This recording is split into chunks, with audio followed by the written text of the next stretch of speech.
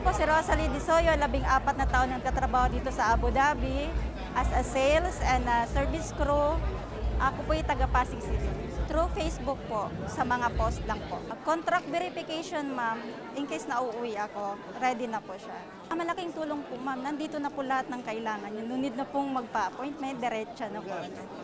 President Bongbong Marcos, maraming salamat po. At dito ma-access mo na lahat ng kailangan. Salamat. Ako po si Mark Anthony Caviteño. 10 years na po akong nagtatrabaho dito sa Abu Dhabi bilang Marine Coordinator sa isang oil and gas company. From Balayan, Batangas po, sa Pilipinas. Through social media po, nakita ko po yung announcement nila sa Facebook. Marami po akong gustong i-avail, pero currently po na-avail ko po yung M2 registration sa Pag-ibig at saka mag-process po ako ng attestation ng documents sa anak ko for school requirements dito sa Abu Dhabi.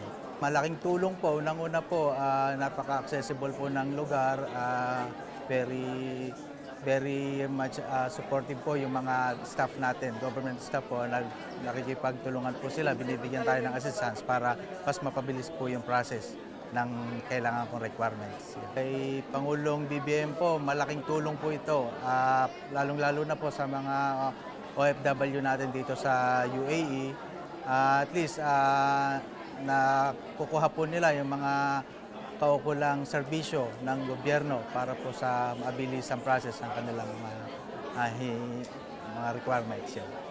Ako po si Rochelle Angel, isang domestic helper sa Abu Dhabi po. 10 years na po dito nagtatrabaho bilang OFW. Actually po, isa po sa mga cousin ko sa Dubai na naganap sa Saturday, Sunday, ang nagsabi po sa akin.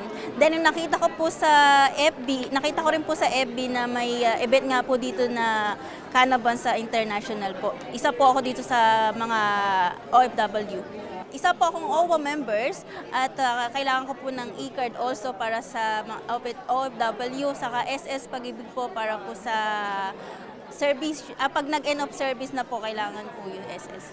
Bilang OFW po, malaki po ang natulong ni President Marcos dahil po sa aming mga OFW, hassle po ang pagpilaw, lalo na po pag-uwi po ng bakasyon. So isa po itong pinakamalaking opportunity sa mga OFW na naka-waste ng oras sa pagbabakasyon. Malaking bagay po sa aming mga OFWs, ma'am. Lalo na kay President Marcos na nakatulong dito sa OFW service ng mga hindi mo na hassle pumunta po sa pag magbabakasyon kung sa maraming benefits po ang naitulong nito para sa waste time.